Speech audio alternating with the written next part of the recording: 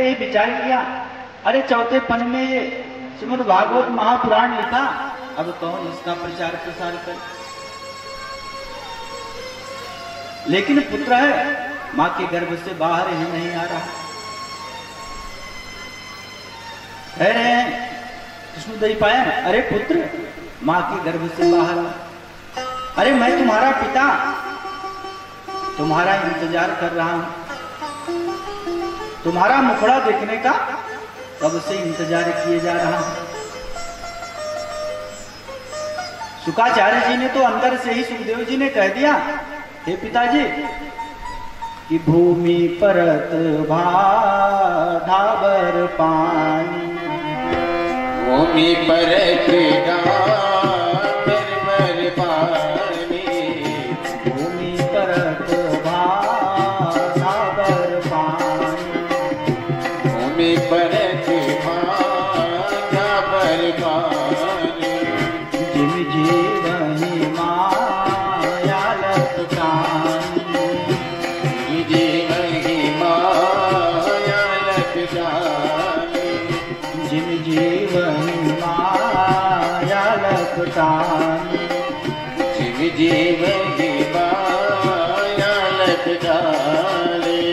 अरे पिताजी, अरे संसार का ये नियम है कि ज्यों ही बालक माँ के गर्भ से बाहर निकलता है त्यों ही उसको संसार के नाते रिश्ते घेरे लेते हैं। जैसे ही बालक पैदा होता है फिर वो तुरंत किसी का पुत्र हो गया, किसी का भाई हो गया, किसी का नाती हो गया। इस तरह से दुनिया भर के रिश्ते उसका चेहरा देखते ही शुरू हो जाते हैं। तो जैसे ही जीव संसार में आता है तुरंत संसार की माया उसको ग्रस लेती है, पकड़ लेती है। पिताजी इसीलिए मैं बाहर नहीं निकल रहा हूं, अंदर बहुत ठीक है। पिताजी ने कहा, अगर ऐसी बात है तो मैं तुम्हें आशीर्वाद देता हूं, मैं वरदान देता हूं तुमको इस संसार की माया नहीं लगेगी। और फिर शुकाचार्य जी मां के गर्भ से बाहर आए। अरे अब तो पिताजी ने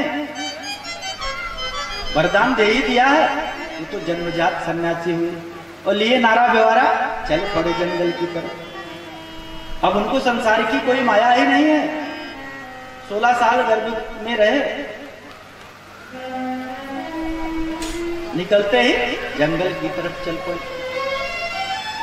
पीछे से व्यास जी आ रहे हैं और पुकार रहे हैं, हे पुत्र, हे पुत्र, सुनो सुनो। लेकिन सुन ही नहीं रहे हैं आज शुकाचार्य महाराज। सुखदेव जी आगे चले जा रहे हैं, व्यास जी भी पीछे पीछे बुलाते हुए जा रहे हैं, लेकिन आज सुन नहीं रहे हैं। थोड़ी दूर जाकर देख रहे हैं एक तालाब में कुछ देवांगनाएं स्नान कर रही थी। शुकाचार्य जी वहां से चले गए और जब व्यास जी जाने लगे तो वे दौड़ के अपना वस्त्र आदि पहनने लगे। अरे मुनिवर क्षमा करिए, आपको हमने देखा नहीं, पास आए तब देखा, हमसे बड़ी भूल हुई। आज तो रुक गए वहीं कृष्णद्वैपायन और कह रहे हैं ये तो बड़ी विचित्र बात है। अरे मेरा 16 वर्ष का पुत्र यहां से गया तब आप लोगों ने पर्दा नहीं किया कोई, और मुझको देख के मैं बूढ़ा हो गया हूं, 80 बरस की उम्र हो गई है, दाढ़ी बाल पक गए हैं, और मुझको देख के तुम लोग वस्त्रादि धारण कर रही हो, पर्दा कर रही हो, ये तो बड़ी विचित्र बात है। देवियों ने कहा, मुनिवर अगर आपकी आज्ञा हो तो आपके प्रश्न का उत्तर दिया जाए। व्यास जी ने कहा, हाँ हाँ बिल्कुल, अरे देवियों इसीलिए तो पूछ रहा हूं। उन देवांगनाओं ने कहा, हे मुनिवर वो आपके पुत्र जो हैं उनमें अभी स्त्री पुरुष का कोई भेद ही नहीं है, लेकिन महाराज क्षमा करिए आप में अभी ऐसा भेद है, इसलिए हम लोग आपसे पर्दा कर रहे हैं। कि दृष्ट्वा नुयान्तं ऋषिमात्मजमप्यनग्नं देव्यो ह्रिया परिदधुर्नसुतस्य चित्रं तद्वीक्ष्य पृच्छति मुनौ जगतुस्तवास्ति श्री कुंभिदानत सुतस्य विदितदृष्टि। महाराज इस प्रकार सुनकर बड़े प्रसन्न हुए और मुनिवर वापस चले आए। बाद में फिर अपने शिष्यों को भेजा, जाकर वो जहां नदी के तट पर बैठे थे जाके भागवत का श्लोक गुनगुनाने लगे कि बरहा पीडम नटवर वपु कर्णयो कर्णिकारं बिभ्रदवासः कनक कपिशं वैजयन्तीं च मालां रन्ध्रान् वेणोरधर सुधया पूरयन् गोपवृन्दे वृन्दारणं स्वपदरमणं प्राविशत् गीतकीर्तिः।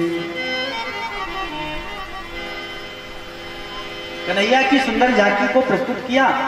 किस प्रकार गले में वैजयंती माला और मोरपंख का मुकुट धारण किए हुए बंसी बजाते हुए वृंदावन में प्रवेश कर रहे हैं। इतनी सुंदर मनमोहिनी छवि का वर्णन किया।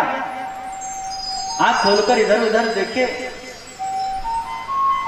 और फिर शुकाचार्य जी ने पुनः आंख बंद कर ली। लौट कर आए व्यास जी महाराज के शिष्य, कहा महाराज आपका पुत्र जो है उसने तो केवल आंख खोली लेकिन हमसे कुछ कहा भी नहीं, पूछा भी नहीं। महाराज फिर तो व्यास जी ने कहा अरे नहीं नहीं, बस थोड़ा सा ही काम बाकी है, ज्यादा काम तो हो गया है। फिर भेज दिया ग्वाल बालों का भेष बना के और जाकर फिर वो भागवत जी का दूसरा श्लोक गुनगुना रहे हैं कि अहो बकीयम स्तन कालकूटम वकीयम स्तन कालकूटम अहो बकीयम स्तन कालकूटम अहो वकीयम स्तन कालकूटम सुधां स्वया पाययत प्यसाभि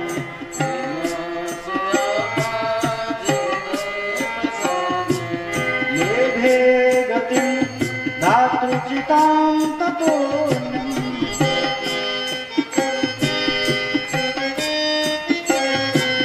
संवादयामि शरणं व्रजेम संवादयामि शरणं व्रजेम संवादयामि शरणं व्रजेम।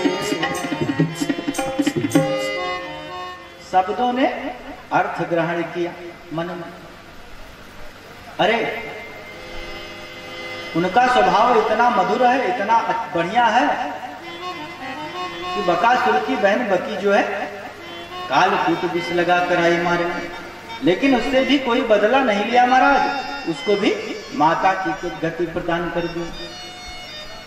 इतना सुंदर स्वभाव है।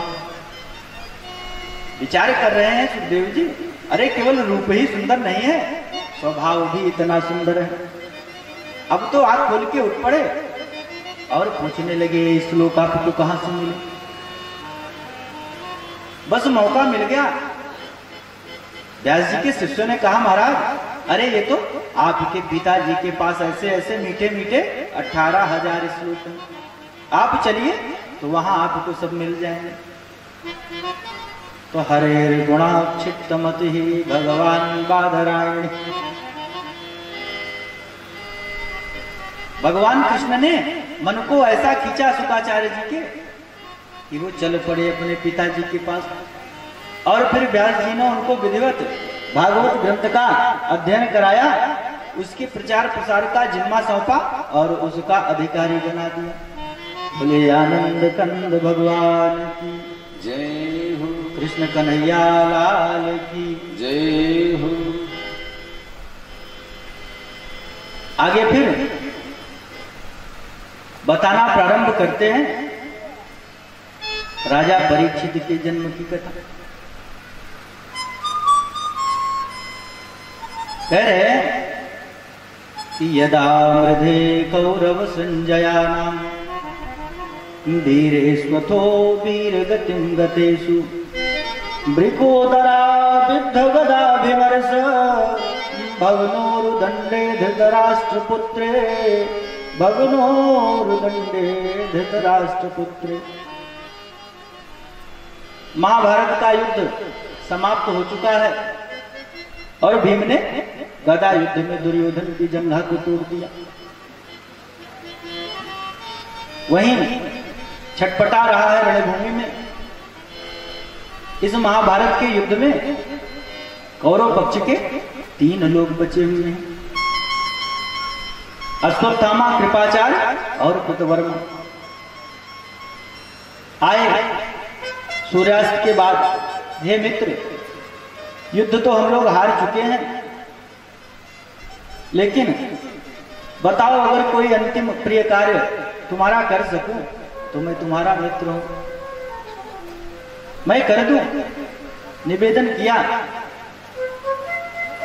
आज वो कुटिल दुर्योधन कह रहा है, हे मित्र, पांडवों ने युद्ध को जीत लिया है, तो आज पांडव पक्ष के सारे योद्धा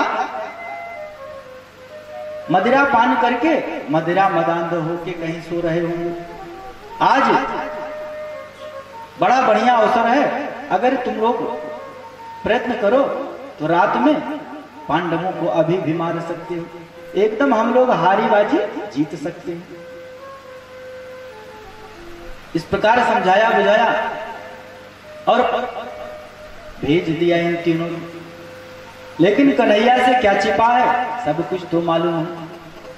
5 पांडवों को आज लेकर वो अपने डेरे से दूर चले गए। कहा, ये युधिष्ठिर, अरे मुझको जीत की खुशी नहीं है, सारे बंधु बांधव तुम्हारे मारे गए और किसी ने मेरा जरा सा भी कहना नहीं माना। उनके मारे जाने का बड़ा दुख है मुझे, इसलिए आज हम लोग जमुना तट पर रहेंगे।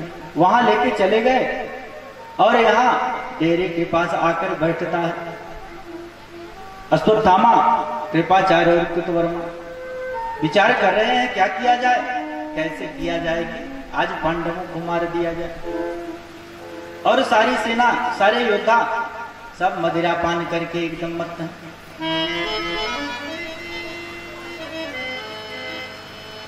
वृक्ष के नीचे बैठा था, तब भर में रात हो गई थी।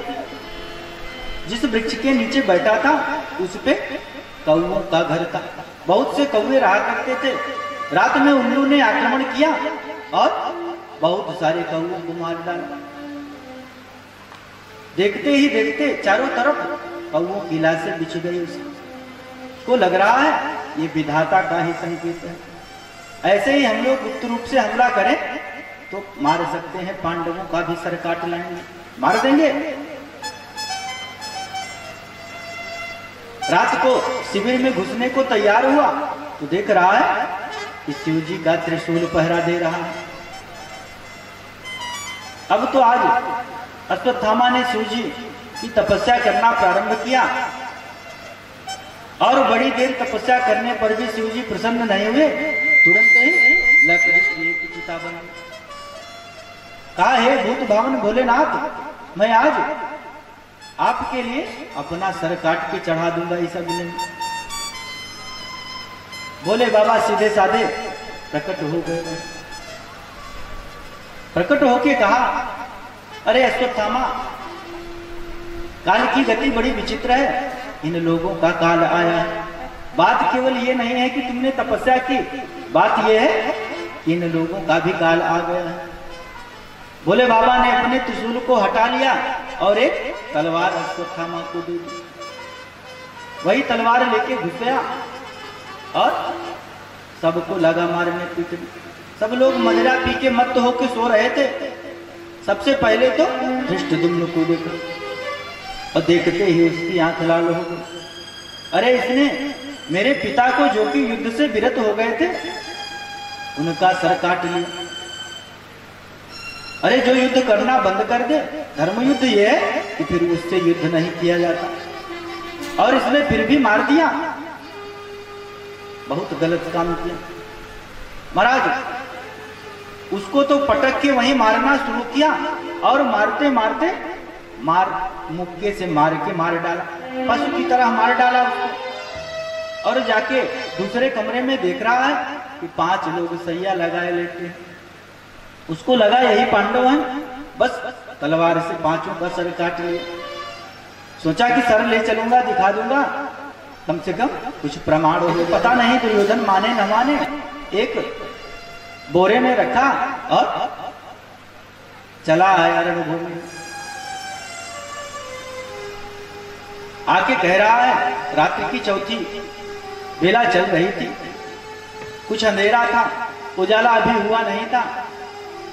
कह रहा है, अरे मित्र, आज मैं पांडवों के साथ ये काट लाया।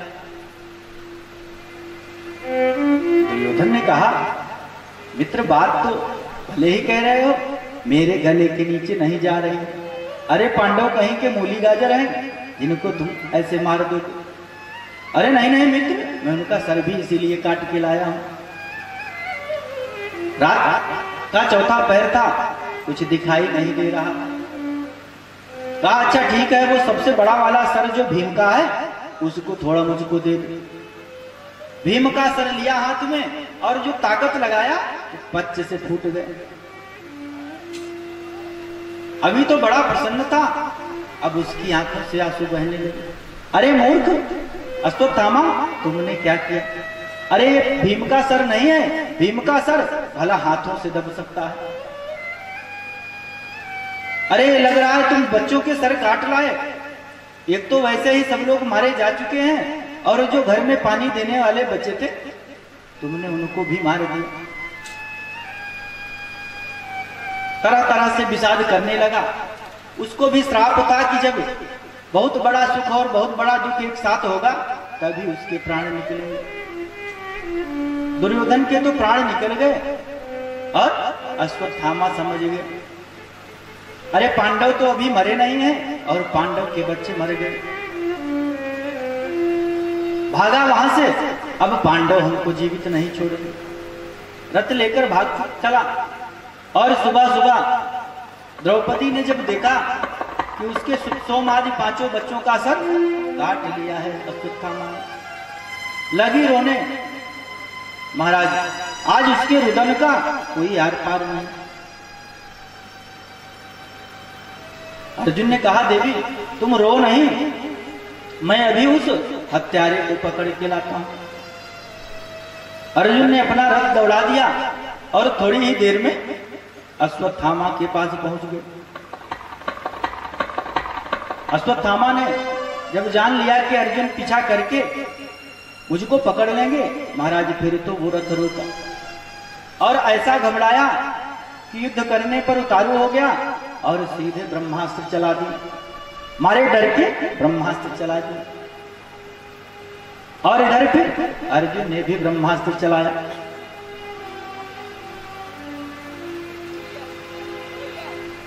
दोनों के ब्रह्मास्त्र जब टकराए तो चारों तरफ संसार में त्राही त्राही मचने लगी। कन्हैया ने कहा, अर्जुन अब इसके समन का उपाय करो, क्योंकि अश्वत्थामा तो वापस करना जानता नहीं ब्रह्मास्त्र। फिर कन्हैया के कहने पर दोनों ब्रह्मास्त्रों को अर्जुन ने ही वापस किया और उसको समुद्र में गिरा दिया। दौड़कर अश्वत्थामा को पकड़ा और घसीट के रथ में बांध दिया। घसीटते हुए ले आए उसको और द्रौपदी के पास कर दिया। अरे द्रौपदी देखो, ये तुम्हारे पुत्रों का हत्यारा ये तुम्हारे सामने खड़ा है, इसको कैसे दंड दिया जाए जल्दी बताओ। जैसे तुम कहोगी वैसे ही आज इसको दंड देना है। इसका सर काट लिया जाए, इसके टुकड़े टुकड़े कर दिया जाए, इसको जिंदा जला दिया जाए, क्या किया जाए? देखते ही द्रौपदी का, स्त्री का करुणामय हृदय पिघल गया। तुरंत ही कहा, अरे छोड़ो छोड़ो इसको, छोड़ दो छोड़ दो छोड़ दो। अरे छोड़ कैसे दो, ये तुम्हारे पुत्रों का हत्यारा है। अरे पुत्रों का हत्यारा नहीं, ये गुरु द्रोणाचार्य का पुत्र भी है कि मुच्यता मुच्यता में से ब्राह्मणो नितराम गुरु। अरे एक तो ब्राह्मण है, दूसरे गुरु पुत्र है। अरे फिर सोचो, एक मैं स्त्री हूं, अपने पुत्र के लिए कितना बिलख रही है। अभी इसको मार दोगे तो इसकी माता कृपी कितना रोए। क्या वही कष्ट मैं दूसरी माता को दे दूं? अरे आत्मा वही जाए तो पुत्र। अरे मान लो कि गुरु द्रोणाचार्य ही अपने पुत्र के रूप में सामने खड़े हैं, कैसे भीष्म को छोड़ो? लेकिन अर्जुन बिल्कुल छोड़ने को तैयार नहीं। अरे पुत्र तुम्हारा ही है, अरे पुत्र मेरा भी है। भीम की तरफ देखते हैं, भीम भैया क्या किया जाए? भीम कहते हैं अरे अब तुम लोग चाहे जो करो, अगर ये जिंदा बचा तो इसके सर पे एक गदा मैं मारूंगा, और कुछ नहीं करूंगा, बस एक गदा मार दूंगा बस। अब तो सब कन्हैया की तरफ देख रहे हैं। कन्हैया से पूछ रहे हैं अर्जुन, ये कन्हैया अब इसको क्या दंड दिया जाए? कन्हैया ने कहा अर्जुन, अरे मैंने तुमको गीता का ज्ञान दिया, क्या करना चाहिए खुद ही निर्णय कर लो। अरे ब्रह्म बंधुर न हंतव्यो आतताई धारण। अरे कोई पतित ब्राह्मण हो उसको भी नहीं मारना चाहिए, और जो आतताई हो उसको छोड़ना भी नहीं चाहिए। तो कन्हैया तो 3 जगह से टेढ़े हैं ही, तो ऐसे टेढ़ी टेढ़ी बात भी करते हैं। अर्जुन ने कहा वाह प्रभु, आपसे समस्या का समाधान पूछा तो आपने समस्या को और उलझा दिया। फिर क्या किया? उसके माथे की मणि निकाल ली, उसका मुंडन कर दिया और उसको देश निकाला कर दिया, अपमानित करके भगा दिया वहां से। कि वपनम द्रविड़ा दानम स्थानान निर्यापणम तथा 3 प्रकार का दंड ब्राह्मणों के लिए पहले दिया जाता था। महाराज अब तो सबके लिए समान दंड संहिता है, सबको समान दंड दिया जाता है। नहीं तो पहले ब्राह्मणों का अपमान कर देना ही उनके लिए मृत्यु दंड था। चला गया वहां से अपमान की आग में जलता हुआ, सोच रहा है अरे मेरा इतना अपमान किया है इन पांडवों ने, अगर मैं इनको सभी जिन्ना नष्ट कर दूं तो मैं भी अश्वत्थामा नहीं। उसने सुन रखा था कि उत्तरा की पत्नी को, अभिमन्यु की पत्नी उत्तरा को गर्भ है, बस वही एक बचा है पूरे पांडवों कौरवों में, उसको भी मार दिया जाएगा। आज मंत्र से अभिमंत्रित करके ब्रह्मास्त्र चला दिया। और इधर सबसे मिलकर जाने को तैयार हो रहे हैं कन्हैया, तब भर में उत्तरा दौड़ती दौड़ती आई। अरे कन्हैया रक्षा करो रक्षा करो। अरे मेरी रक्षा भले ही न करो मगर मेरे बच्चे की रक्षा करो। कि पाहि पाहि महायोगी देव देव जगतपते। हे प्रभु इस लोहे के बाण से मेरे बच्चे की रक्षा करो। प्रभु ने देखा तो जान गए उस अश्वत्थामा ने ब्रह्मास्त्र का प्रयोग किया है मंत्र से। आज तो अंगूठे का सा स्वरूप बनाया और उत्तरा के गर्भ में प्रवेश कर गए, अंगुष्ठ मात्र ममलम, और जाके उस ब्रह्मास्त्र से रक्षा की,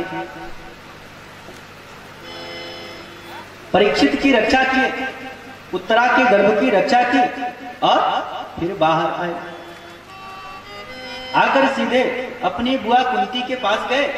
कहा हे बुआ, अरे अब हमारा सारा काम यहाँ संपूर्ण हो गया है, अब हमको द्वारिका जाना है। कुंती ने कहा हे कृष्ण अरे ये जो बुआ और भतीजे का नाता लगा के रखा है ना, उससे मैं बहकने वाली नहीं हूं। अरे मैं तो जानती हूं तुम परमात्मा हो। अरे ये तो तुम्हारा बड़प्पन है कि तुमने अपना संबंधी बना लिया है, वरना तुम तो परमात्मा हो, सबकी आत्मा हो। कि नमस्ते पुरुषम त्वाद्यम ईश्वरः प्रकृते परम अलक्ष्यम सर्वभूतानां अंतर्बहिर्वस्थितम्। अरे तुम तो परम पुरुष परमात्मा हो। अरे संसार के भीतर और संसार के बाहर हर जगह तुम ही हो, लेकिन तुमको कोई ढूंढे नहीं पाता। यही तुम्हारी माया है। क्यों? क्योंकि सबको ऐसे माया में तुम भुलाए रहते। लेकिन जैसे जादूगर होता है, उसका जमोरा उसकी सारी जादू जानता हूं, वैसे ही प्रभु मैं आपके बहकावे में आने वाली नहीं। आज तो मैं प्रणाम करूंगी आपको। कन्हैया ने कहा अच्छा हुआ, आज तो आपने मुझको भगवान ही बना दिया। अच्छा चलिए, भगवान से फिर वरदान मांगा जाता है, तो मांगिए कुछ मुझसे आज। कुंती कहती है हे प्रभु, अगर कुछ देना ही है तो मुझको दुख दीजिए। दुख? अरे बुआ, ये भी कोई मांगने की चीज है? ऐ लोग सुख संपत्ति मांगते हैं, सुख मांगते हैं, संपत्ति मांगते हैं, पुत्र पौत्रादि सब कुछ मांगते हैं, कोई दुख नहीं मांगता। क्या आपको अपने जीवन में दुख कम मिला है जो अभी भी आप मांग रहे हैं? कुंती ने कहा है कृष्ण, अरे जब दुख आता है तब आपके दर्शन होते हैं, इसीलिए जब दुख आएगा तो आप दर्शन देने आ जाओगे। कि भवतो दर्शनम यस्यात् अपुनर्भव दर्शनम। और फिर उसी बहाने संतों महात्माओं के भी दर्शन होते हैं। महाराज, तो भगवान कुंती से मिलके महाराज दुख देते कैसे? क्या भगवान के पास दुख है जो दे पाते? कुंती से मिलके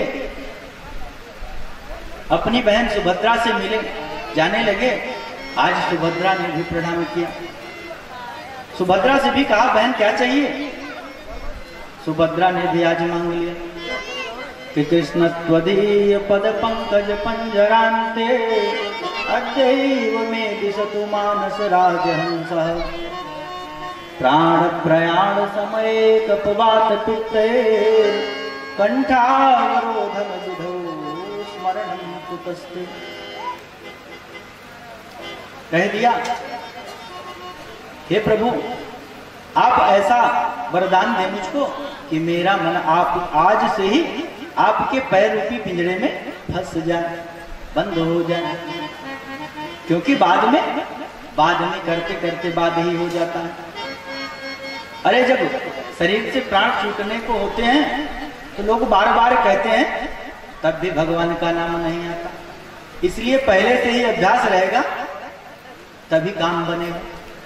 कि प्राण प्रयाण समय कपवात पित्ते कंठावरोधन विधौ स्मरणं कुतस्ते। कपवात पित्त सबका वेग रहता है, आपका स्मरण फिर हो नहीं पाता। जिसका अभ्यास रहता है उसी को भगवान की याद आती है। महाराज इस प्रकार से वहां से मिलकर जब जाने लगे तब युधिष्ठिर कह रहे हैं हे प्रभु, अरे रुकिए रुकिए, अभी एक चीज तो बाकी ही रह गई। भगवान ने कहा क्या बाकी है? युधिष्ठिर बताना प्रारंभ करते हैं।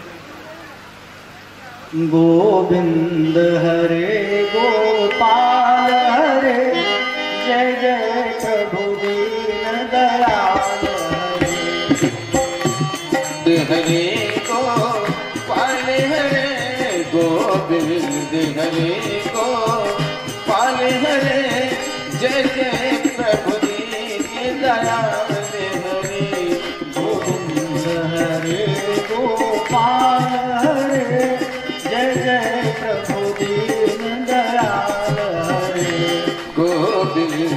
हरे गोपाल हरे, जय जय प्रभु दीन दयाल हरे। राधा बर माधव श्याम हरे, राधा बर माधव श्याम हरे, मनमोहन जसुमति लाल हरे। राधा बर माधव श्याम हरे, मनमोहन यशोमति लाल हरे। गोविंद हरे गोपाल हरे, जय जय प्रभु दीन दयाल हरे।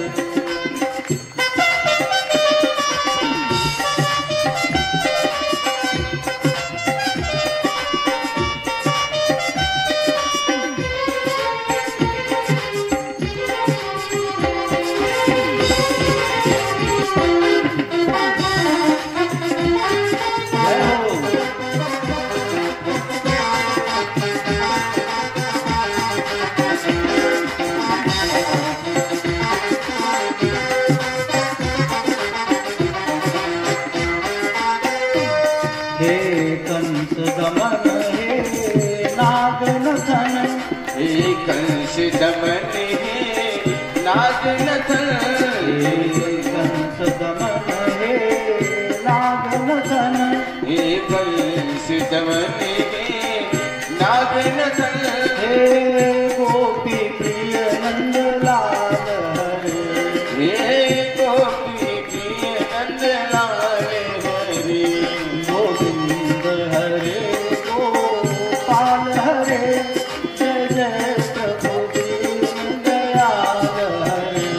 गोविंद हरे गोपाल हरे, जय जय प्रभु दीन दयाल हरे।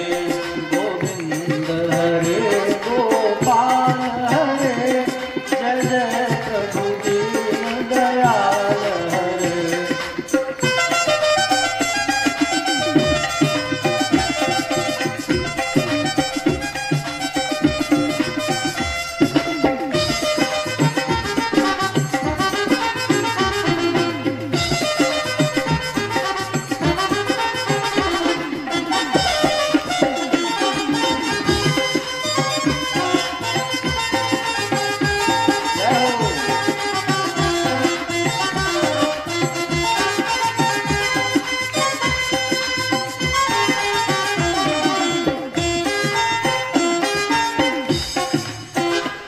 हे दीन बंधु हे कृपा सिंधु, हे दीन बंधु हे कृपा सिंधु, हे दीन बंधु हे कृपा सिंधु, हे दीन बंधु हे कृपा सिंधु, हे नरहरि भगत कृपाल हरे।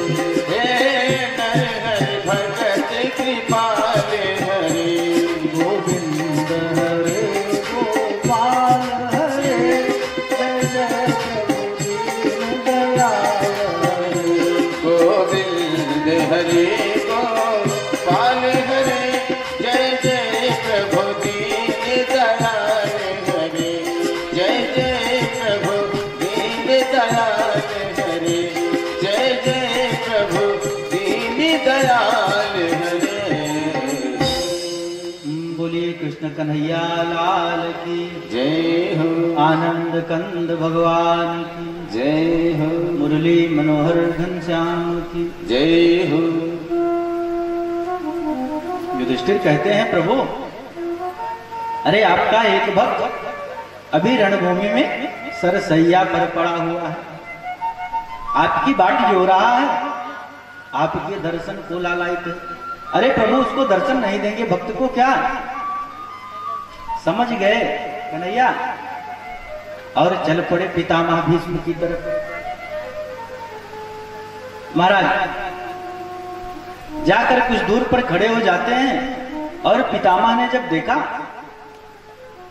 तो वहीं से कह दिया कि सदैव देवो भगवान प्रतीक्षता कलेवरम यावदिदं हिनोम्यहम्। हे प्रभु आप मेरे सन्मुख आ जाइए, और तब तक यहाँ रहिए, यहाँ से मत जाइए जब तक कि मैं शरीर न छोड़ दूं अपना। और हाँ, कोई ऐसे रोनी सूरत बना के नहीं खड़ा रहना है। प्रसन्न हासारुण लोचलोल्लसं मुखाम्बुजो ध्यान पथश्चतुर्भुज। अरे वो कमल की समान आपकी आकृति जो है ना, वो मुस्कुराता सा चेहरा चाहिए।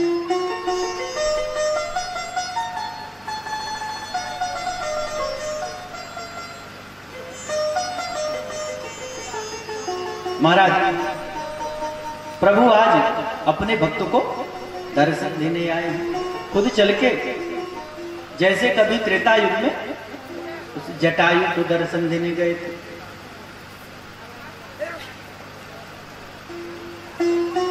वो जटायु भी ऐसे ही घायल पड़ा हुआ था वन में, और प्रभु की बाट जो हो रहा था दर्शन के लिए, और मन ही मन विचार कर रहा है कि मेरे एक हाथ न लागी।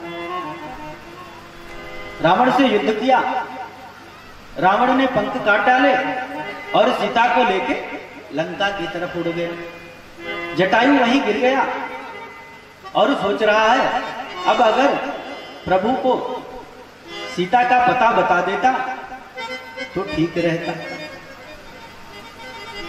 लेकिन घायल बहुत हो गया, शरीर से रक्त बहुत निकल गया, अब शरीर में प्राण रहने को तैयार नहीं है, सांस निकली जा रही है और आज पछता रहा है कि मेरे एक हाथ न लागे। गयो बपु बीति बादिकानन जो कल्पलता दवदादी। अरे जैसे कोई कल्प वृक्ष जंगल में ही रहे और कभी उससे किसी के कामना की कोई पूर्ति न हो, और कभी जंगल में आग लगे और वहीं भस्म हो जाए, किसी काम का न रहे, वैसे ही तो मेरी स्थिति हो गई।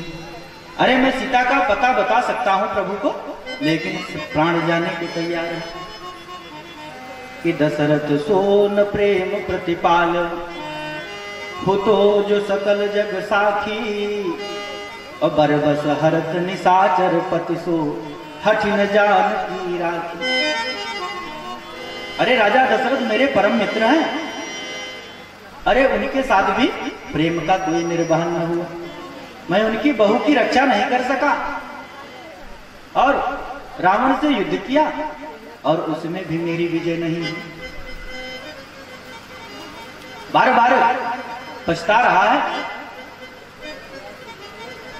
मालूम है यहीं वन में आसपास कहीं प्रभु विचरण कर रहे होंगे, लेकिन अंत समय में दर्शन भी नहीं हो रहा कि मरत न मैं रघुबीर बिलो क्यों तापस वेश बनाए, चाहत चलन प्राण पावर बिनु सिय सुधि प्रभु ही सुनाए। शरीर से प्राण निकलने को तैयार है और प्रभु का दर्शन भी नहीं हुआ। बार बार सांसों को रोक के रखता है कि सांसें ज्यादा देर तक थमी रहेंगी तो शायद कुछ देर और जिंदा रहेंगे। बार बार शोक करता है, विषाद करता है, अपने पैरों से अपना सर पीटता है, अरे मुझसा अभागा और कोई नहीं, कि बार बार करनी जैसी सुधुनी गीधराज पछताई, तुलसी प्रभु कृपाल तेहि अवसर आई गए दो भाई। प्रभु आप पहुंचे वहां महाराज, और जटायु को गोद में ले लिया कि राघव गीध गोद कर लीन नयन स्नेह। आंखों में आंसू भराए, लेकिन आंखों से आंसू गिर भी नहीं रहे, मानो दोनों आंखों में जल भरकर आज पाद्य और अर्घ दिया। लेकिन अगर आंखों से आंसू गिरेंगे तो घायल है जटायु। आंखों के जल में नमक भी होता है, बड़ी पीड़ा होगी। और इस प्रकार जिस प्रकार जटायु का वहां उद्धार किया प्रभु ने, वैसे ही आज प्रभु पितामह भीष्म को दर्शन देने आ पहुंचे। कन्हैया ने कहा, अरे युधिष्ठिर, अरे ये पितामह भीष्म है, अरे ये 12 भागवतों में से एक है, इनसे ज्ञान की शिक्षा ले लो अंतिम समय। तो तुरंत पहुंच गए युधिष्ठिर जी कि दान धर्मान राज धर्मान मोक्ष धर्मान विभाग सम स्त्री धर्मान भगवत धर्मान समासभ्यास योगता। कुछ संक्षेप में कुछ विस्तार से पितामह भीष्म ने युधिष्ठिर को इतने धर्मों की शिक्षा दी। और जब सूर्यदेव उत्तरायण हो गए तो कह रहे हैं पितामह, आज तो मेरे जाने का समय हो गया, हे कन्हैया, अरे मेरे सन्मुख आ जाओ। कन्हैया पे अपनी दृष्टि डाली और कन्हैया की प्रार्थना करना शुरू की। कन्हैया की स्तुति कर रहे हैं कि इतिमति रूप कल्पिता वितृष्णा भगवती सात्वत पुंगवे विभुम्नि स्वसुख मुपगते क्वचिद विभर्तुम प्रकृति मुपेयुषि यद भव प्रवाह। ये कन्हैया, कुछ ऐसा हो कि अब मेरी मति आप में ही लग जाए और कहीं और अन्यत्र हटे नहीं।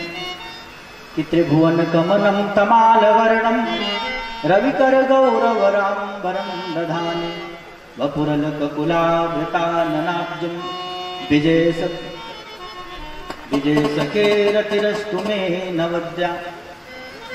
अरे युद्ध भूमि में जब आप घुंघराले बाल, चेहरे पर पसीना और ऊपर से उड़ के पड़ी हुई धूल वाला आपका चेहरा याद करता हूं महाराज, लगता है जैसे सद्य हम मोक्ष हो जाएगा। हे प्रभु, आपका दर्शन करने के लिए ही निरंतर दर्शन होता रहे, इसीलिए तो मैंने कौरवों की सेना में रह के युद्ध किया, ताकि निरंतर आपका दर्शन हो। और तो और आपने प्रण किया था कि मैं इस युद्ध में शस्त्र नहीं उठाऊंगा, तो मैंने भी प्रण कर लिया कि आज जो हरिहिन शस्त्र कहां तौलाजू गंगा जननी को शांतनु सुत न कहा। अरे तो लज्जा हो मेरी माता को जिसने मेरे जैसा कुपुत्र पैदा कर दिया, आज तो मैं शस्त्र उठवा के मानूंगा। और प्रभु, जब आपने मेरी प्रतिज्ञा जान ली तो मुझ भक्त की प्रतिज्ञा को रखने के लिए, मेरे वचन रखने के लिए आपने अपने वचन को छोड़ दिया कि स्वनिगम अपहाय मत प्रतिज्ञा। मेरी प्रतिज्ञा की रक्षा प्रभु आपने किया। मृत मधि कर तुम बप्लुतो रथस्थः धृतरथ चरणाभ्ययाचलद्भो हरिरिवहन तुम गम गतोत्तरीयः हरिरिवहन तुम गम गतोत्तरीयः। हे प्रभु, प्रबल प्रेम के पाले पड़कर, प्रबल प्रेम के पाले पड़कर प्रभु को नियम बदलते देखा। अपना मान भले टल जाए पर भक्त का मान न टलते देखा। भक्त के लिए क्या करते हैं प्रभु? सारी प्रतिज्ञाएं, सारे नियम ताक पे रख देते हैं।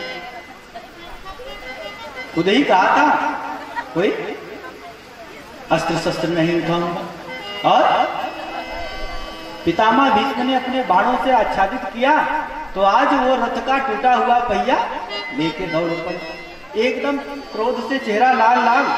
आज मैं इसी से मार दूंगा पितामह को। और जैसे ही भगवान ने पहिया उठाया, दौड़े, उत्तरीय गिरा जमीन पर, पितामह तुरंत धनुष रखकर प्रणाम कर लिया। कहा महाराज बस काम हो गया है मेरा, आपने शस्त्र धारण कर लिया। कह रहे हैं पितामह, अरे वो आपने जो खूब क्रोध से लाल लाल चेहरा बनाया था, मुझको वो आज भी याद आता है। अरे हृदय में तो करुणा भरी थी और ऊपर से क्रोध का प्रदर्शन कर रहे थे। सहस्त्र नाम में भी आता है अंतिम श्लोक में कि रथांग बाण, शस्त्रों का नाम आता है प्रभु के कि शंख वृन्नंद की चक्री, पांचजन्य नाम का शंख धारण करते हैं प्रभु।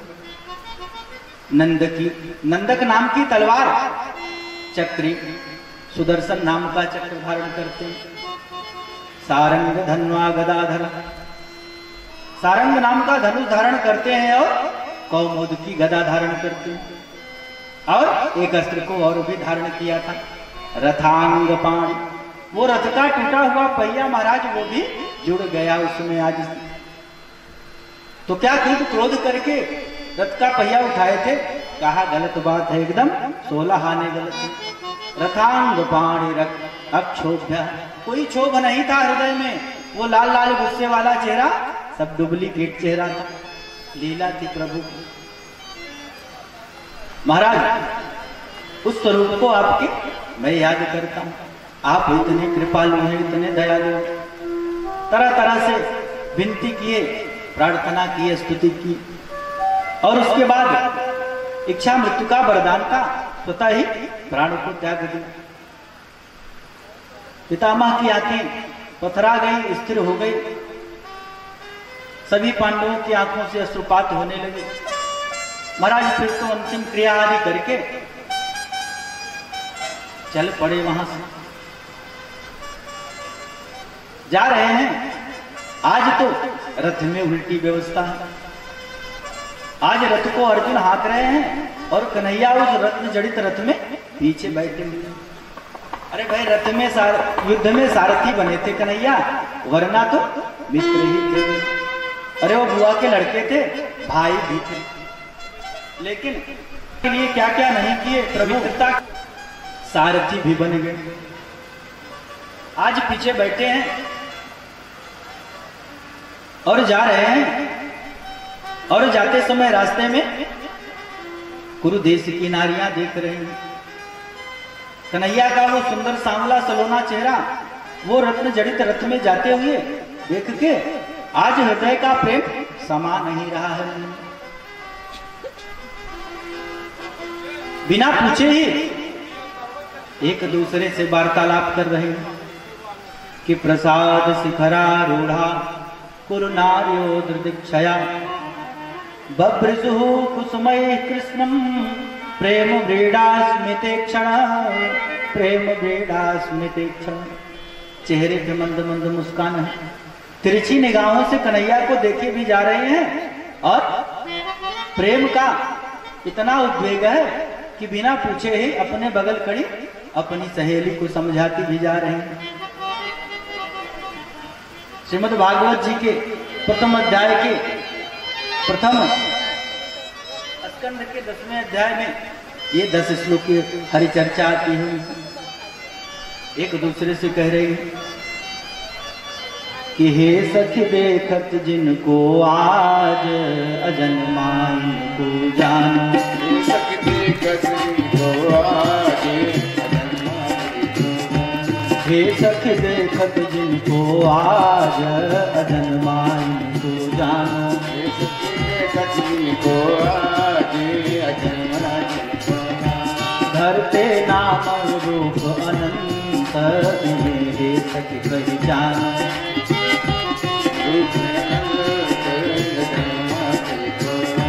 धरते नाम रूप अनंत इन्हें हे सखी कही जानो।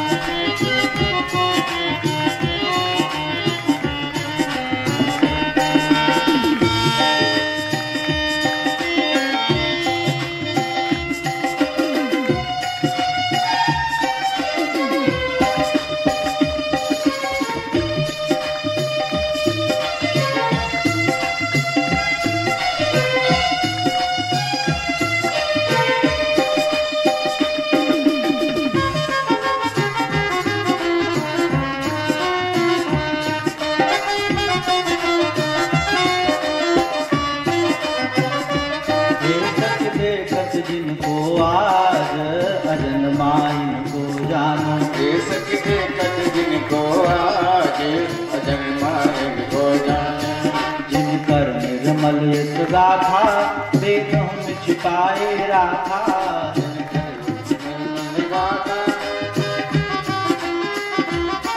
जिन कर निर्मल यश गाथा वेदों में छिपाए राखा।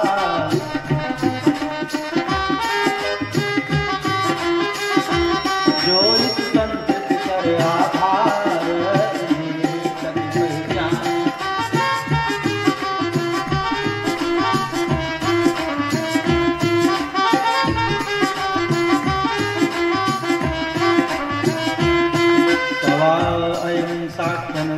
सत्कथो वेदे सुगुह्ये सुजुगुह्यवादिभे सवा अयं साख्यानुगीत सत्कथो। हे सखी, जो इन सुंदर सांवले सलोने कृष्ण को देख रही हो, अरे इन्हीं का गुणगान तो वेदों और शास्त्रों में किया गया है। महाराज, प्रेम की अधिकता है और ज्ञान का भी आधिक्य है। इसीलिए कहते हैं हमारे भारतवर्ष की माताएं जितनी प्रेम की मूर्ति होती हैं उतनी ज्ञान की भी मूर्ति होती है। जितना प्रेम का आधिक्य होता है ज्ञान उससे भी ज्यादा डबल होता है। वहां से जाते हैं फिर कन्हैया द्वारिकापुरी में बड़ा स्वागत सम्मान होता है। समय आने पर जो उत्तरा के गर्भ की रक्षा किए थे परीक्षित का जन्म हुआ। जन्म होते ही चारों तरफ देखने लगे, अरे जिसने गर्भ में मेरी रक्षा की थी वो कहाँ है, वो कहाँ है। चारों तरफ देखना शुरू किया। किसी ने कहा भाई अरे ये किसको देखना चाह रहा है, परिता किसकी इच्छा कर रहा है, इसलिए नाम पड़ गया परीक्षित। महाराज धीरे धीरे परीक्षित बड़े होने लगे। कुछ काल कुछ समय बीत जाने पर एक बार की बात है, युधिष्ठिर ने कहा हे अर्जुन, अरे कन्हैया को गए बहुत दिन हुआ, यहां कन्हैया को बहुत दिन हो गया यहां से गए हुए, कुछ हालचाल नहीं मिली, जाके कुछ हालचाल पता लगाओ। पता करने गए और आ ही नहीं रहे हैं। 2-3 महीने बाद आए और पूछा क्या हाल है। महाराज कुछ बोल ही नहीं रहे, अर्जुन के मुख से कुछ बात ही नहीं निकल रही है। अशुभ लक्षण तो पहले से ही दिख रहे थे, लेकिन बहुत कहते कहते मुख से यही निकला, हे भैया माधव ने हमें ठग लिया। अरे कन्हैया आप इस धराधाम पे नहीं रहे। सुनते ही विषाद में पूरी सभा डूब गई, सारे पांडव दुखी हो गए। महाराज विदुर जी के उपदेश करने से धृतराष्ट्र, गांधारी और माता कुंती तो पहले से ही जा चुके थे। अब पांडवों ने भी हिमालय की यात्रा की। हिमालय को चले जा रहे थे। जाते जाते रास्ते में सभी लोग क्रमशः नकुल, सहदेव, भीम, अर्जुन आदि सब लोग रास्ते में गिर गए, उनके प्राण निकल गए। साथ में एक कुत्ता रह गया। राजा युधिष्ठिर के लिए विमान आया था, कहा बैठ जाइए। राजा युधिष्ठिर बैठने को हुए, कहा लेकिन मैं तब बैठूंगा जब मेरे साथ ये मेरा कुत्ता भी जाएगा। महाराज अब तो विमान में बैठे हुए धर्मराज के पार्षदों ने कहा, अरे हे राजन, अरे अगर आपको किसी को ले जाना था तो आपको अपने भाइयों को ले जाना था। आप तो इस कुत्ते के लिए कह रहे हैं। आज राजा युधिष्ठिर ने कहा नहीं नहीं, ये मेरी शरण में आया है। अरे ये मेरे साथ चल रहा है, ये मेरे भाइयों से बिल्कुल भी कम मेरा नहीं है। महाराज आज उनकी ऐसा भाव देखकर बहुत प्रसन्न हुए। आज वो कुत्ता स्वयं धर्मराज बन के प्रकट हो गए। कहा हे युधिष्ठिर, मैं तो तुम्हारी परीक्षा ले रहा था। और धर्मराज स्वयं युधिष्ठिर को लेके चले गए वहां से। बोले आनंद कंद भगवान की जय हो, कृष्ण कन्हैया लाल की जय हो। इस प्रकार भगवान की मंगलमयी लीलाएं आगे को बढ़ती हैं और भगवान का भजन कीर्तन आदि भी आगे को बढ़ता है। कि कोई कहे गोविंद, कोई गोपाला, कोई कहे गोविंद, कोई गोपाला। मैं तो कहूँ सांवरिया बांसुरिया वाला, मैं तो कहूँ सांवरिया बांसुरिया वाला, मैं तो कहूँ सांवरिया बांसुरिया वाला, मैं तो कहूँ सांवरिया बांसुरिया वाला। गोविंदा गोपाला, गोविंदा गोपाला, गोविंदा बोलो गोपाला, गोविंदा बोलो गोपाला। कोई कहे गोविंद कोई गोपाला, कोई कहे गोविंद, कोई गोपाला, कोई कहे गोविंद कोई गोपाला। कोई कहे गोविंद, कोई गोपाला। मैं तो कहूँ सांवरिया बांसुरिया वाला, सांवरिया बांसुरिया वाला, गोविंदा गोपाला, गोविंदा गोपाला, हाँ गोविंदा बोलो गोपाला, गोविंदा बोलो गोपाला।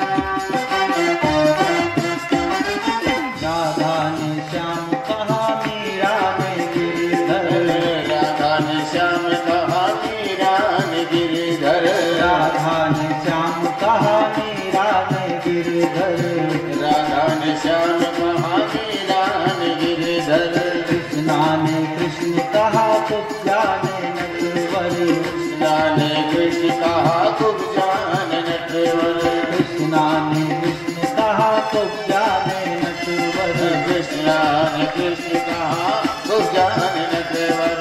वालों ने तुझको पुकारा था ग्वाला, वालों ने तुमको पुकारा तो गाला, वालों ने तुमको पुकारा था ग्वाला। वालों ने तुमको पुकारा तो गाला। मैं तो कहूँ सांवरिया बांसुरिया वाला, मैं तो कहूँ सांवरिया बांसुरिया वाला, गोविंदा गोपाला, गोविंदा गोपाला, बोलो गोविंदा बोलो गोपाला, गोविंदा बोलो गोपाला।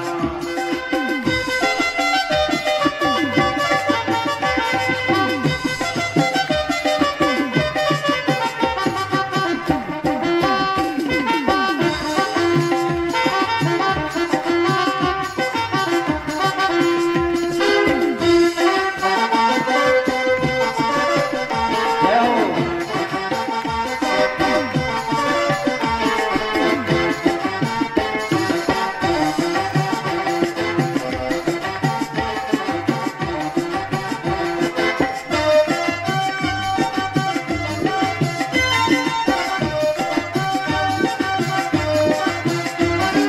मैया तो कहती है तुझको कन्हैया, मैया तो कहती है तुमको कन्हैया, मैया तो कहती है तुझको कन्हैया, मैया तो कहती है तुमको कन्हैया, श्याम कहते हैं बलराम भैया, घनश्याम कहते हैं बलराम भैया, श्याम कहते हैं बलराम भैया, घनश्याम कहते हैं बलराम भैया। पूरा की आंखों के तुम हो उजाला, सूर्य की आंखों के तुम हो उजाला, आंखों के तुम हो उजाला, सूरज की आंखों के तुम हो उजाला। मैं तो कहूँ सांवरिया बांसुरिया वाला, मैं तो कहूँ सांवरिया बांसुरिया वाला। गोविंदा गोपाला, गोविंदा गोपाला, आहा गोविंदा बोलो गोपाला। गोविंदा बोलो गोपाला।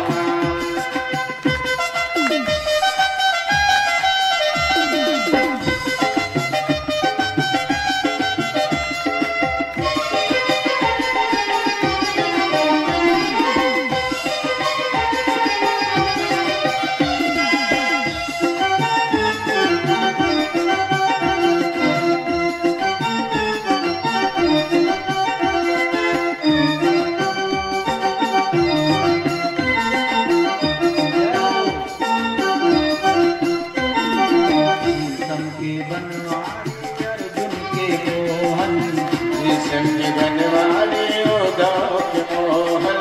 शीशम के बनवारी अर्जुन के मोहन, शीशम के बनवारी अर्जुन के मोहन। छलिया ही कह के पुकारे दुर्योधन, छलिया भी कहकर पुकारे दुर्योधन। छलिया ही कह के पुकारे दुर्योधन। छलिया भी कहकर पुकारे दुर्योधन। कंसा तो जल कर के कहता था काला, कंसा तो जल कर के कहता था काला। हाँ कंसा तो जल कर के कहता था काला। कंसा तो जल कर के कहता था काला। मैं तो कहूँ सांवरिया बांसुरिया वाला, है दुर्योधन वाला। गोविंदा गोपाला, गोविंदा गोपाला। जय हो गोविंदा बोलो गोपाला। गोविंदा गोपाला।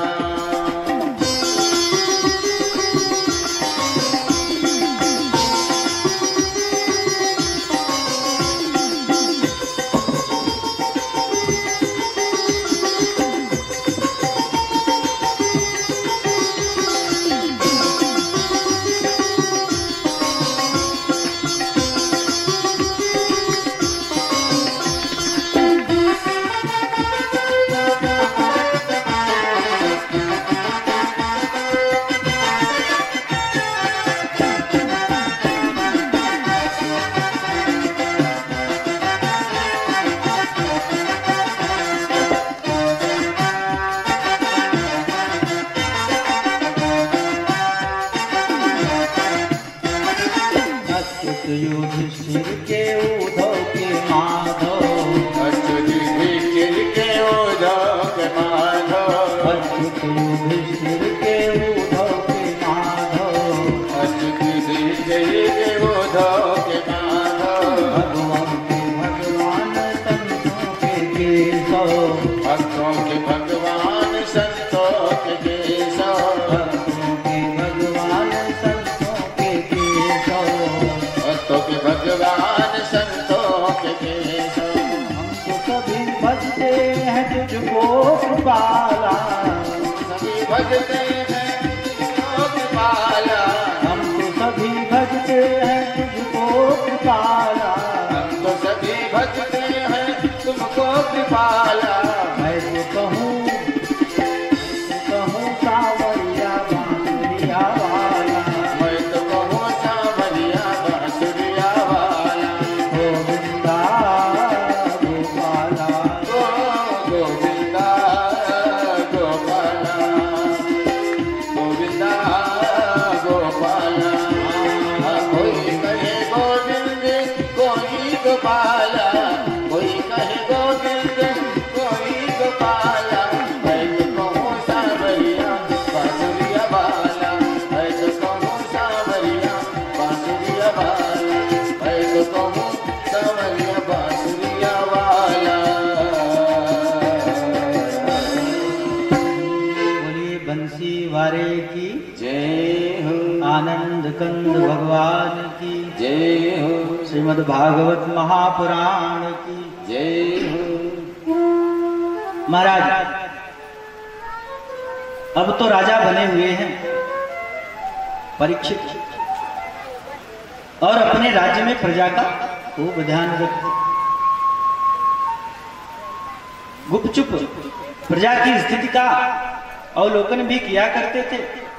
खुद ही निकल जाते कभी घोड़े पर बैठकर और चारों तरफ देखते कि प्रजा सुखी है कि नहीं, क्योंकि राजा तभी सुखी रह सकता है जब उसकी प्रजा सुखी रहेगी।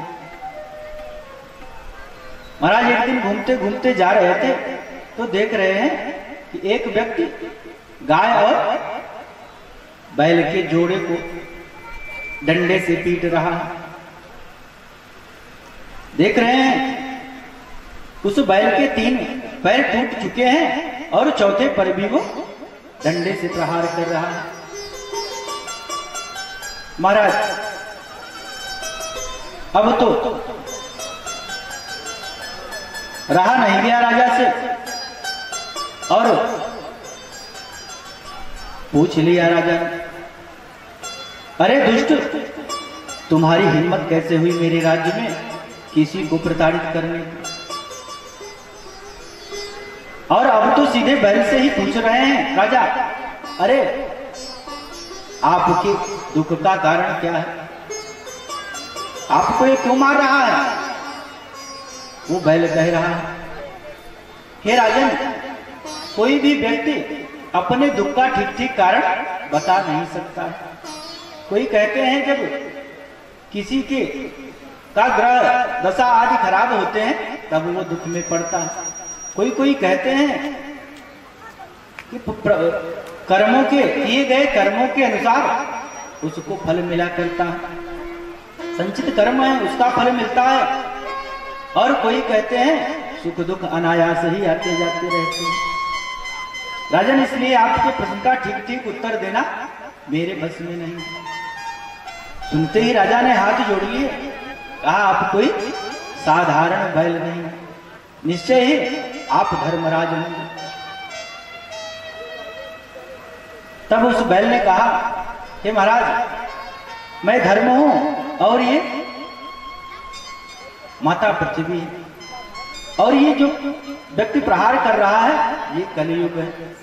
भगवान जब से अपने धराधाम पे गए कन्हैया, तब से कलियुग का वास हो गया है पृथ्वी, और ये धर्म को पीड़ित कर रहा है, मुझको पीड़ित कर रहा है। तुरंत ही राजा ने तलवार निकाली, कहा इसको मैं अभी मार देता हूं। मेरे राज्य में भला ऐसा दुष्ट रह सकता है कहीं? महाराज, राजा विचार कर रहे थे, तब वे जान गए कि कली में बहुत सारे दोष हैं, लेकिन एक गुण भी है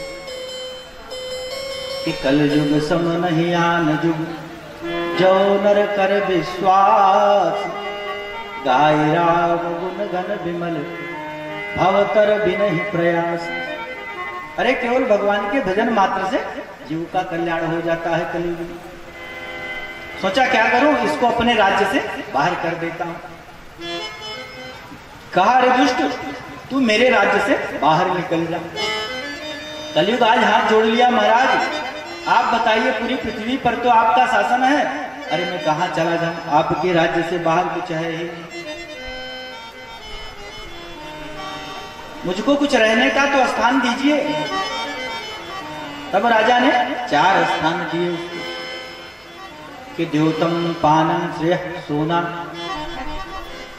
जहां जुआ खेला जा रहा हो वहां कलयुग का वास होता है, जहां मदिरा पान हो रहा हो वहां कलयुग का वास होता है, जहां वैश्यागमन करने वाले हो वहां कलयुग का निवास होता है, और जहां कलह हो रही हो, जहां लड़ाई झगड़ा हो रहा।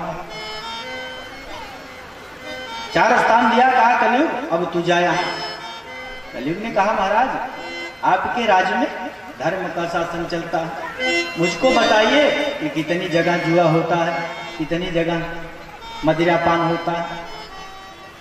आपने तो अच्छा बेवकूफ बनाया मुझको महाराज। कहा तब क्या करूं? अरे कहा कोई एक बढ़िया सा भी स्थान दे दीजिए और फिर उसको स्वर्ण में स्थान दे दिए। बोले आनंद कंद भगवान की जय हो। महाराज स्वर्ण तो भगवान का स्वरूप होता है। भगवान ने कहा है कि धातु नाम कांचनमस्तु, मैं धातुओं में स्वर्ण हूं, इसलिए यज्ञ आदि में धातु की स्वर्ण प्रतिमा आदि में भगवान का पूजन किया जाता है। और उधर कलयुग का भी वास हो गया, तो अब कैसे डिसाइड होगा कि कहाँ किस वाले सोने में कलयुग है और किस में भगवान है। संत लोग कहते हैं कि भैया जो स्वर्ण मेहनत से कमाया हुआ होता है उसमें भगवान ही रहते हैं, और जो फ्री वाला रहता है, जो चोरी आदि का होता है बिना मेहनत का, उसमें कलयुग का वास होता है। तुलसी बाबा ने तो कहा भाई आपके पास जो कुछ भी रहे उसका अहंकार न करो, सब कुछ भगवान को पहले अर्पित कर देना चाहिए। कि तुम ही निवेदित भोजन करई, तुम ही निवेदित भोजन करई, तुम ही निवेदित भोजन करई, तुम ही निवेदित भोजन करई, प्रभु प्रसाद पटभूषण धरई, प्रभु प्रसाद पटभूषण धरई, प्रभु प्रसाद पटभूषण धरई। प्रभु प्रसाद प्रभुभूषण धरई। बोले आनंद कंद भगवान की। तो हमारे पास जो कुछ भी रहे प्रभु को अर्पित कर देने से फिर उसमें कोई दोष नहीं रह जाता। बोले आनंद कंद भगवान की जय हो। और बस यही एक गलती कर दी राजा परीक्षित कि एकदा धनुरुद्यम्य वृचरन् मृगयाम बने। एक दिन धनुष उठाया, अपने बाबाओं और दादाओं के राजकोष को देखने गए और वहां एक सोने का दिव्य मुकुट रखा था जिसको जरासंध को मार के लाए थे भीम बाबा। बस उसको सर पे धारण किया और फिर कलयुग ने सर पे सवारी कर ली। मन में विचार आया कि आज हम शिकार करने चलते हैं। बस धनुष उठाया, शिकार को निकल गए। शिकार खेलते खेलते बड़ी भूख प्यास लगी। एक मुनि का आश्रम दिखा, सोचे चल के कुछ जल उल पिया जाएगा। महाराज समीक ऋषि के आश्रम में पहुंचे। समीक ऋषि ध्यान लगाए बैठे थे। 2-3 बार कहा, हे मुनिवर महाराज बस केवल 10 मिनट में हम लोग आरती तक पहुंचते हैं। समीक ऋषि से बार बार कहा, हे मुनिवर कुछ जल आदि पिलाइए। अब वो ध्यान में बैठे थे, सुन कहाँ रहे हैं, समाधि की अवस्था में। उनको लगा कि ये ऋषि जो हैं जानबूझकर चुप बैठे हैं ताकि कुछ अतिथि सेवा न करनी पड़े। बड़ी गुस्सा आई, एक मरा हुआ सर्प कंधे पर डालकर वहां से चले गए। महाराज एक लड़का जो ये सब देख रहा था जाके उनके पुत्र श्रृंगी ऋषि से बता दिया, जो अन्य बालकों के साथ खेल रहे थे, बताए कि राजा परीक्षित आया था और उसने आपके पिता के कंधे पर मरा हुआ सर्प डाल दिया। अब तो मत पूछिए। बड़ी क्रोध आई उस ब्राह्मण बालक को और तुरंत ही खेलना बंद करके जाके कौशिकी नदी के तट पर पहुंचे। हाथ पैर धुले, आचमन किया, शुद्ध हुए। तब ब्राह्मण बल ब्रह्म तेज आया कि कौशिक्या उपस्पृश्य। तब फिर बाघ वज्रम रससर्ज, बाणी से वज्र चलाया। इति लंघित मर्यादम तक्षकः सप्तमेयः। राजा ने अपनी मर्यादा का उल्लंघन किया। राजा का कार्य है कि अपने राज्य में ब्राह्मणों को, संतों को, ऋषियों मुनियों को रक्षित करना, उनकी रक्षा करना, उनका अपमान करना राजा का कार्य नहीं है। राजा ने अपनी मर्यादा का उल्लंघन किया। तो इति लंघित मर्यादम तक्षकः सप्तमे हनि दक्षन्ति स्म कुलांगार प्रेरितो में ततद्रोहम्। मेरी प्रेरणा से आज के 7वें दिन तक्षक डसलेगा राजा श्राप दे दिया। और वहां से चले श्रृंगी और जाके अपने पिता को पकड़ के लगे रोने जोर से। थोड़ी देर में पिता ने आंख खोली, कहा रे पुत्र रो क्यों रहे? अब पिता को तो कुछ पता ही नहीं, अब पुत्र रोए जा रहे हैं। क्या हुआ? अरे राजा ने आपके कंधे पे मरा हुआ सर्प रख दिया, तो मैंने भी श्राप दे दिया कि 7वें दिन तक्षक डस लेगा। अब तो समीक मुनि समझाने लगे अरे अपने पुत्र, हे पुत्र, अरे तुमने बहुत गलत काम कर दिया। अरे ये बड़ा धार्मिक राजा था, इसको श्राप नहीं देना चाहिए था। अरे कुछ कारण से अपने आचरण को नियंत्रित नहीं रख सका, वरना इसके राज्य में प्रजा बहुत दुखी है। हे पुत्र, श्राप नहीं देना था राजा। चलो अब जो हो गया सो हो गया। अपने शिष्य गौरमुख से कहलवा दिया कि राजा को कह दो 7 दिन में उसकी मृत्यु हो जाएगी, तक्षक डस लेगा। ऐसा श्राप दे दिया है श्रृंगी ने। महाराज जाकर राजा ने जब मुकुट उतारा तो बड़ा पश्चाताप हुआ। अरे आज तो मैंने एक संत का अपमान कर दिया। ध्रुवम त्रतो में कृतदेव हेलना, निश्चित ही मुझ पर कोई बड़ी आपत्ति आएगी। विचार ही कर रहे थे कि गौरमुख ने आके बताया कि राजन आपको श्राप हो गया है। अब तो राजा ने सोचा ये तो होना ही था। अरे मैंने एक ब्राह्मण का अपकृत्य किया है, लेकिन अब अपनी रानियों को कैसे बताया जाए? तो महाराज जाके दूसरे ढंग से बता रहे हैं। कहा हे रानियों, रनिवास में गए समझा रहे हैं। हे रानियों, अरे इस संसार में किसी का कोई ठिकाना नहीं है। कौन आज अभी मर जाए, कौन कल मर जाए, कौन परसों मर जाए, किसी का एक क्षण का भी ठिकाना नहीं है। रानियों ने कहा महाराज आप अनायास ही उपदेश क्यों कर रहे हैं हमको, इसकी क्या जरूरत है? कहा नहीं नहीं, अरे इस संसार में किसी का कोई ठिकाना नहीं है, एक क्षण का भी। मेरी गारंटी है मैं अभी 7 दिन नहीं मर सकता। क्या मतलब राजन? अरे यही कि मुझको ब्राह्मण पुत्र ने श्राप दे दिया है कि 7वें दिन तक्षक डसेगा। तो इतना तो गारंटी है कि अब 7 दिन से पहले तक्षक नहीं डस सकता। अब मैं नहीं मर सकता, नहीं तो ब्राह्मण का श्राप झूठा हो जाएगा। बात को घुमा फिरा कर कहा और रनिवास में हाहाकार मच गया। सभी रानियां लगी रोने। किसी तरह समझाया बुझाया सबको। अपने पुत्र जन्मेजय को राजगद्दी दी और आ गए गंगा जी के तट पर आकर बैठ गए। उदम मुखो दक्षिण कूल आस्ते, गंगा जी के दक्षिणी तट पर उत्तर की तरफ मुंह करके बैठ गए। अब तो जिसने जहां भी सुना कि राजा को श्राप हो गया है वो दौड़ा चला आया। राजा के पास बैठा है, किसी को सूझ नहीं रहा है कि क्या करे, अब क्या करे। अभी सब लोग विचार करते बैठे ही थे कि वहां सुखदेव जी का आगमन हुआ कि तत्रा भगवान व्यास पुत्र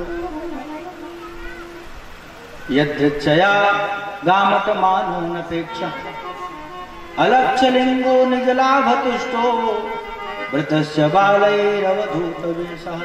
अवधूत का सा वेश बनाए जैसे कि प्रकट हो गए। तत्रा भगवान व्यास पुत्र, व्यास जी के पुत्र शुकाचार्य जी वहां अभवत जैसे प्रकट हो गए। किसी ने आते देखा ही नहीं।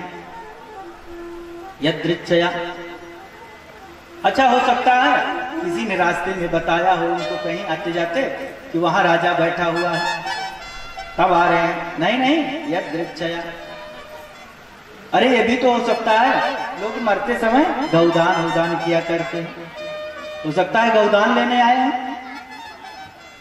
कह रहे हैं नहीं नहीं, अनपेक्षा। अनपेक्षा है, किसी से कोई अपेक्षा नहीं है। अरे यही नहीं, अलक्ष लिंगो निज लाभ तुष्टो। अरे उनको तो अपने देह का भी भान नहीं है। व्रतस्य बालैरवधूत वेशा। चारों तरफ स्त्रियों और बच्चों ने घेर रखा है उनको। बच्चे सोच रहे हैं कहाँ का ये नंग धड़ंग पागल है। स्त्रियां सोच रही हैं अरे किसका पुत्र है, शायद इसकी अकल कुछ कम ठीक होगी, इधर उधर भटक रहा है।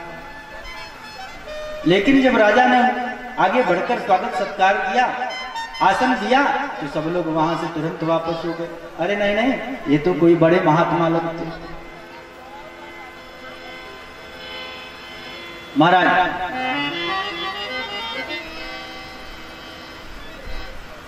आसन दिया, प्रणाम किया। सभी बैठे हुए ऋषियों मुनियों महात्माओं ने शुकाचार्य जी को प्रणाम किया और राजा ने तो सीधे प्रश्न कर दिया, महाराज मृत्यु के मुख में गए हुए को क्या करना चाहिए? कोई मृत्यु के मुख में हो उसको क्या करना चाहिए? महाराज फिर शुकाचार्य जी उत्तर देना प्रारंभ करते हैं। तो शुकाचार्य जी ने इसका क्या उत्तर दिया, इसको हम कल की कथा में श्रवण करेंगे। प्रेम से भगवान का एक भजन और उसके तुरंत बाद फिर आरती होगी। हाँ भैया, आरती की व्यवस्था करें। कि दीनन दुख हरण देव संतन सुखकारी। दीनन दुख हरण देव संतन सुखकारी। दीनन दुख हरण देव संतन सुखकारी। दीनन दुख हरण देव संतन सुखकारी। दीनन दुख हरण देव संतन सुखकारी। अजामिल दीर्घ व्याध इनमें कहो कौन साध। अजामिल दीर्घ व्याध इनमें कहो कौन साध। अजामिल दीर्घ व्याध इनमें कहो कौन साध। अजामिल दीर्घ व्याध इनमें कहो कौन साध। अजामिल दीर्घ व्याध इनमें कहो कौन साध। अजामिल दीर्घ व्याध इनमें कहो कौन साध।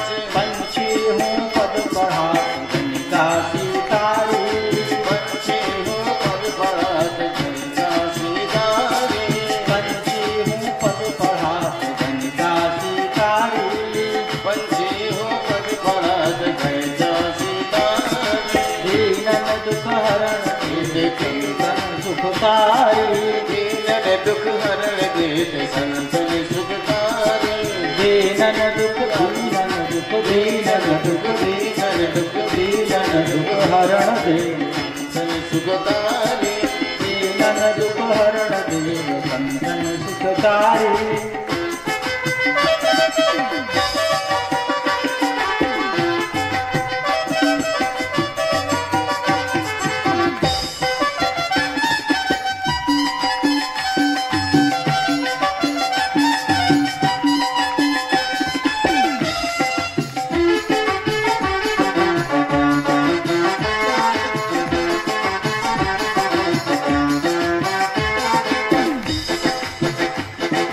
ध्रुव के सर छत्र देत, ध्रुव के सर छत्र देत प्रहलाद उबार लेत। ध्रुव के सर छत्र देत प्रहलाद उबार लेत। ध्रुव के सर छत्र देत प्रहलाद उबार लेत। ध्रुव के सिर छत्र देत प्रहलाद उबार लेत। भगत हेतु बांधो से लंकापुर जारी। भगत हेतु बांधे से लंकापुर जारी। दीनन दुख हरण देव संतन सुखकारी। दीनन दुख हरण देव संतन सुखकारी।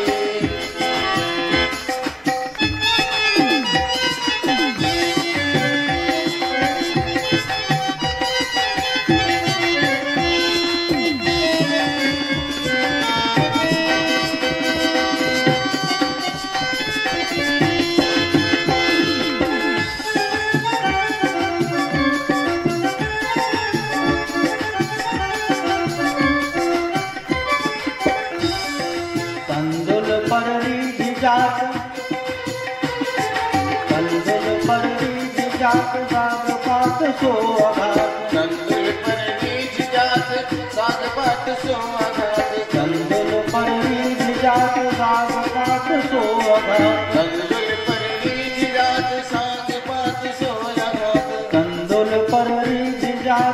सांग पात सो आघात, अंधुल पर बीच जात सांग पात सो आघात, गिनत नाही झूठे फल खाते मिठ खारी, गिनत नाही झूठे फल खाते मीठ खारी, गिनत नाही झूठे फल खाते मिठ खारी, गिनत नाही झूठे फल खाते मीठ खारी, दीनन दुख हरण देव संतन सुखकारी, दीनन दुख हरण देव संतन सुखकारी, दीनन दुख दीनन दुख दीनन दुख दीनन दुख दीनन दुख दीनन दुख दीनन दुख दीनन दुख दीनन दुख हरण देव संतन सुखकारी, दीनन दुख हरण देव संतन सुखकारी।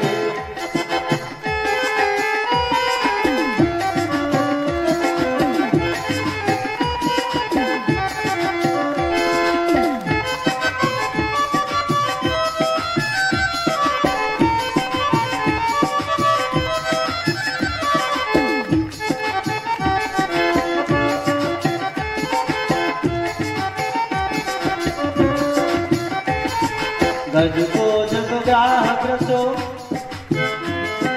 गज को जब ग्राहक रसो, तो शासन चीर खसो, वो गजदार सो तू शासन चीर खसो, गज को जब ग्राहक रसो, तो शासन चीर खसो, गज को जब ग्राहक रसो तू शासन चीर खसो, सभा मध्य कृष्ण कृष्ण द्रौपदी पुकारी, सभा बीच कृष्ण कृष्ण द्रौपदी पुकारी, सभा बीच कृष्ण कृष्ण द्रौपदी पुकारी, कृष्ण कृष्ण द्रौपदी पुकारी, दीनन दुख हरण देव संतन सुखकारी, दीनन दुख हरण देव संतन सुखकारी, दीनन दुख हरण देव संतन सुखकारी, दीनन दुख हरण देव संतन सुखकारी।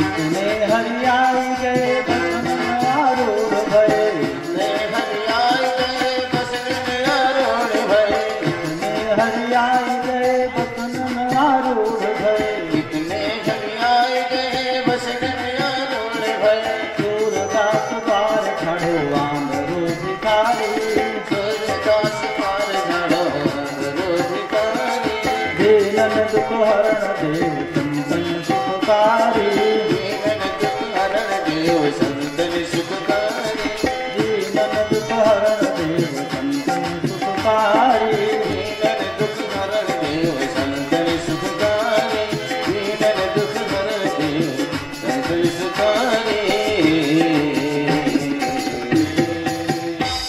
हाँ भैया तुरंत बताने वाला हर दर्श कराने वाला, ये सुख करनी ये दुख हरनी, ये सुख करने ये दुख हरने, मधुसूदन की आरती, पापियों को पाप से हर तारती, भागवत भगवान के है आरती, पापियों को पाप से है तारते, मधुर बोल सतबंद बोल सन्मार्ग दिखाने वाला, बिगड़ी को बनाने वाला, मधुर बोल सतबंध बोल सतमार्ग दिखाने वाला,